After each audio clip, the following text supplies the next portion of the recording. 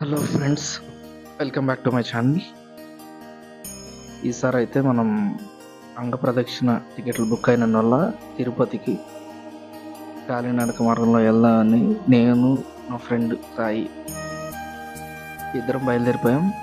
మేమైతే ఊరు నుంచి ధర్మవరం నుంచి తిరుపతి ట్రైన్ ఎక్కి తిరుపతి నియర్ బై చేరుకున్నాం.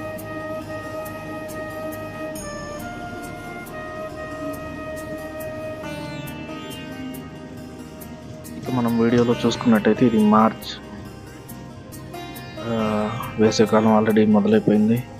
ఈ ఎండలు కూడా గట్టిగానే ఉన్నాయి. సో చంద్రగిరి రాగానే మనకి మన 7 కొండలు ఇలా దర్శనం ఇస్తాయి. చంద్రగిరి స్టాప్ దాటగానే అలా కొండల మధ్య స్వామివారి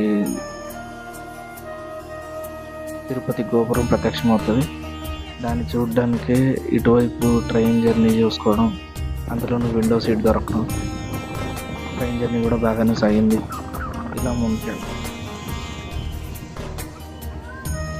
ఇలా వెళ్తూ మనకి చంద్రగిరి కూడా వచ్చేసింది. అది దాటంగానే నెక్స్ట్ మన తిరుపతి. మోస్ట్లీ తిరుపతికి ఫ్యామిలీతో వెళ్ళినప్పుడు వెహికల్ ప్రిఫర్ చేస్తాను. But when I choose to go with my friends I will prefer train journey, because train జర్నీలో అదొక మంచి అనుభూతిని ఇస్తుంది.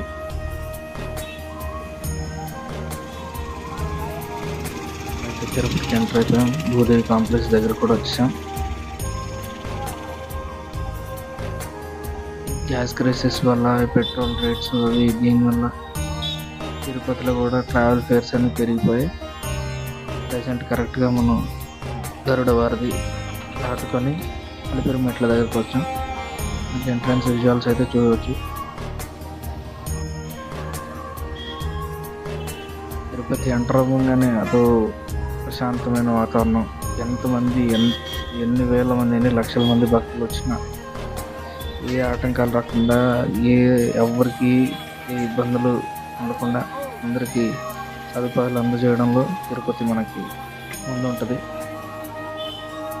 అంతేందుకు మన అయోధ్య టెంపుల్ కూడా, అయోధ్య శ్రీరాముల వారి ఆలయానికి కూడా తిరుపతి నుండే ప్లానింగ్ చేసుకుంటున్నారు. దర్శనం ఎలా స్మూత్గా, ఎంతమంది భక్తులు వచ్చినా ఏ డిలే అవ్వకుండా దర్శనం జరిగేలా చూడడానికి ప్లానింగ్ అంతా తిరుపతి ఇంజనీర్స్ నుంచి తీసుకుంటున్నారు. మేమైతే సాయంత్రం అయిపోయింది, కరెక్ట్గా ఒక 6-6:30 ఆ టైంలో మెట్లు ఎక్కడం మొదలెట్టేసాం. బ్యాగ్స్ అన్నీ ప్యాక్ చేసి బైక్ పైన ఇచ్చేసి నేను మా ఫ్రెండ్ ఓన్లీ జస్ట్ ఒక వాటర్ బాటిల్ క్యారీ చేస్తాం.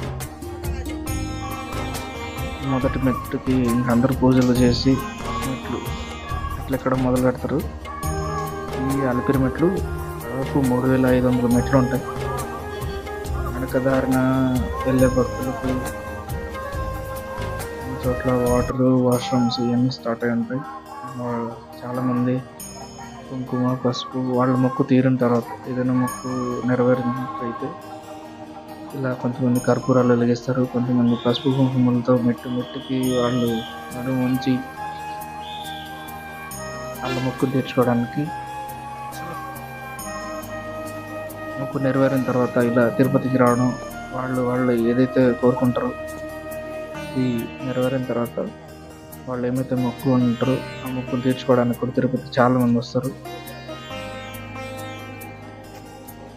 కానీ ఈసారి నేను మా మిత్రుడు ఇద్దరం కలిసి ఇలా బయలుదేరాం.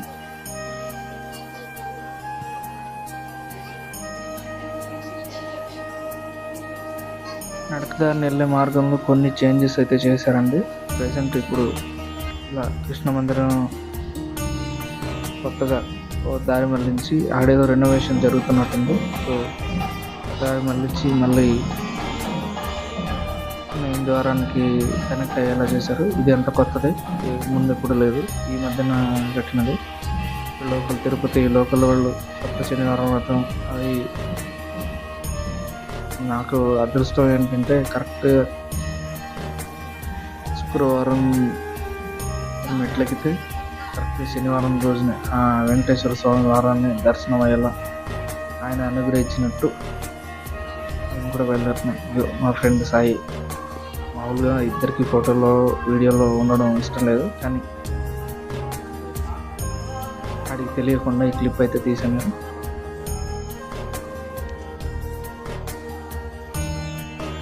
తిరుమల నడక ద్వారం మేము మొదలు పెట్టేసాం. మా నడక ద్వారం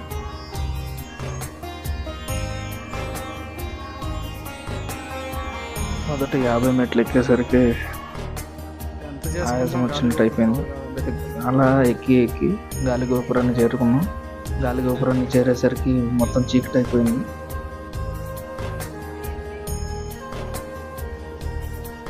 అలా పైనుంచి చూస్తే తిరుపతి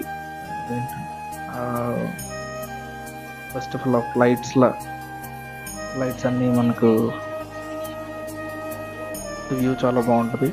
తర్వాత గాలిగోపురం దాటంగానే నెక్స్ట్ స్టాప్ మనకు ఆంజనేయ స్వామి టెంపుల్ ఉంటుంది. అంటే నడకదారిన వచ్చే భక్తులందరికీ ఆంజనేయ స్వామి అండగా ఉంటానన్నట్టు, అండగా ఉన్నానన్నట్టు కాదు, అండగా ఉంటారు అనే ఈ దేవాలయాన్ని మనం చూడొచ్చు.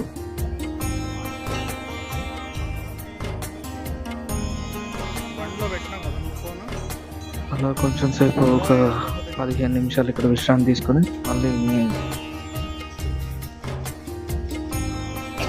మెట్లు ఎక్కడం మొదలెట్టాం. ఈ చిరుతపల్లి సంచారం వల్ల అక్కడక్కడ పోలీసు వాళ్ళు, తిరుపతి సెక్యూరిటీ జోన్ వాళ్ళు, ఈ ఫారెస్ట్రీ డిపార్ట్మెంట్ పోలీస్ ఆఫీసర్స్ కూడా గుంపులుగా జనాలను వదలడం, ఇలా ఒక 50-60 మందిని ఒకేసారి నిలబెట్టి గ్యాప్స్ లేకుండా గుంపులుగా వెళ్ళమని చెప్పి స్టాప్ చేసి వాళ్ళ కర్తవ్యాన్ని నెరవేర్తిస్తున్నారు. ఇంకా చివరి దశకి అయితే వచ్చేసాం. Last final steps of Alipiri. 2500 మెట్లు ఎక్కేసరికి దేవుడు ఇక్కడే కనబడిచ్చేసారు. మొదటి మెట్టు మరియు చివరి మెట్టు స్వామి దర్శనానికి నడకన వచ్చాం. దర్శనం మంచిగా జరిగేలా చూడు స్వామి అని మొక్కుని మళ్ళీ ఇంకా దర్శనాలకి అక్కడ ఎవరు వాళ్ళ లాకర్స్ ఉంటే లాకర్స్, రూమ్స్ బుక్ అంటే రూమ్స్. కొంతమంది సర్వదర్శనానికి వచ్చారు, వాళ్ళకైతే 24 hours అని చెప్పి అనౌన్స్మెంట్స్ ఇస్తూనే ఉన్నారు. ఆయన కూడా ఎవరు వెనకడుగు వేయట్లేదు. అలా ఏదైతే అది అని చెప్పి దర్శనం కోరొచ్చాం, దర్శనం తీసుకొని వెళ్తాం అన్నట్టు అందరూ మాతో పాటు చాలామంది కూడా టికెట్లు లేని వాళ్ళు వచ్చారు. బట్ ఈసారి మా లక్ ఏంటంటే అంగప్రదక్షిణ టికెట్లు బుక్ అయినందువల్ల ఏదో ధైర్యంతో అలా తిరుపతికి వచ్చాం. ఇక్కడ నుంచి దేవాలయం, మన బంగారు గోపురం, గర్భగుడి, వ్యూస్ అన్ని ముందు మంచిగా కనపడేవి. ఇప్పుడు ఈ మండపాలు, ఈ ఫెన్సింగ్ ఇవన్నీ దీనివల్ల వ్యూ అనేది కొంచెం డిస్టర్బెన్స్ ఉన్నది. అయినా కూడా ఎన్ని మెట్లకు వచ్చినా, ఎంత నొప్పులు వచ్చినా, ఆ కొండని అదే ఆ గోపురం కనపడగానే అన్నీ మర్చిపోతాం.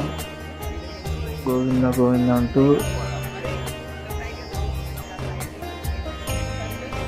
భక్తులు టికెట్లు ఆడుతున్నారు.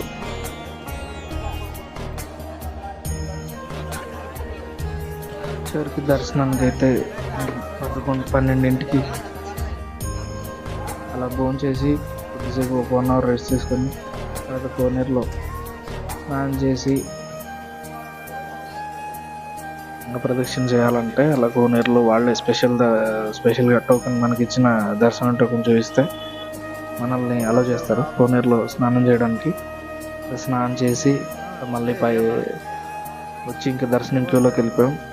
కరెక్ట్గా ఒక 2 to 3 hours లోపు దర్శనం అయిపోయింది. తర్వాత ఇంకా బయటకు వచ్చి ప్రసాదాలు తీసుకొని తిరుగు ప్రయాణం మొదలెట్టేసాం. ఓం నమో వెంకటేశాయ.